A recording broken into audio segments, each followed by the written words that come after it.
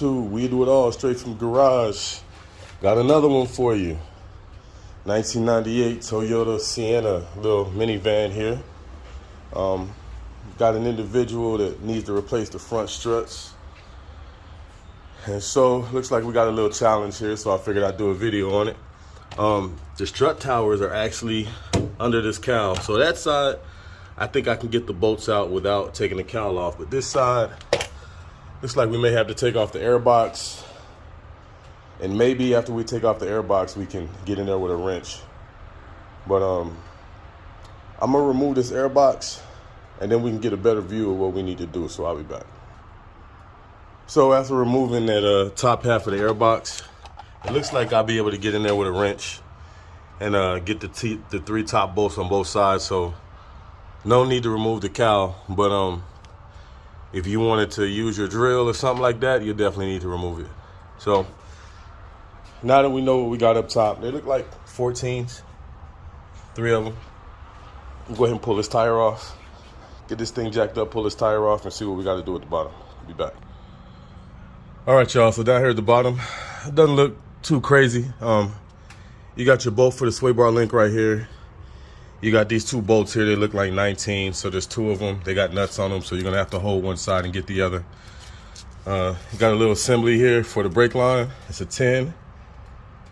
And you got another bolt here for the speed sensor that you're gonna wanna release, because once this hub comes forward, you don't wanna put any pressure on it. So that's a 10, so actually that's a 12. So we got a 12 here, 10 here, and that looks like a 14 for the or maybe a 15, 14 and 15 for the stabilizer bar link.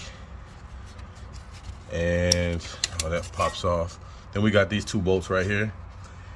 We should be able to get those out. This hub will fall forward, and then we can release the top. So this is not a painfully hard job. Hardest part is gonna be getting those top 3 bolts. So I'm gonna go ahead and release the top 3 bolts first, and then that way I could just take these off and pull it out. So I'll be back. And just a word of advice, those top bolts, I've got these ratchet wrenches. They will come in clutch on those top bolts. If you can get some ratchet wrenches, these long ones are a little bit more expensive, but the regular size will work too. But these long ones just help you get a little, helps you get back in those spaces and gives you some flexibility. So that's just a word of advice for those back bolts. I got all 3 of them out here. So now we're gonna head to the bottom. First thing I'm gonna do down here is release all of these lines. So I'll release the brake line, and then I'll release the speed sensor. Then I'll take off the stabilizer link. Once that's done, remove these 2 bolts, and she should come out. Well, I'll be back. All right, and there it is. So exactly what I told you. I removed the 10 here, the 12 here, took the stabilizer link off. Took out these 2 bolts.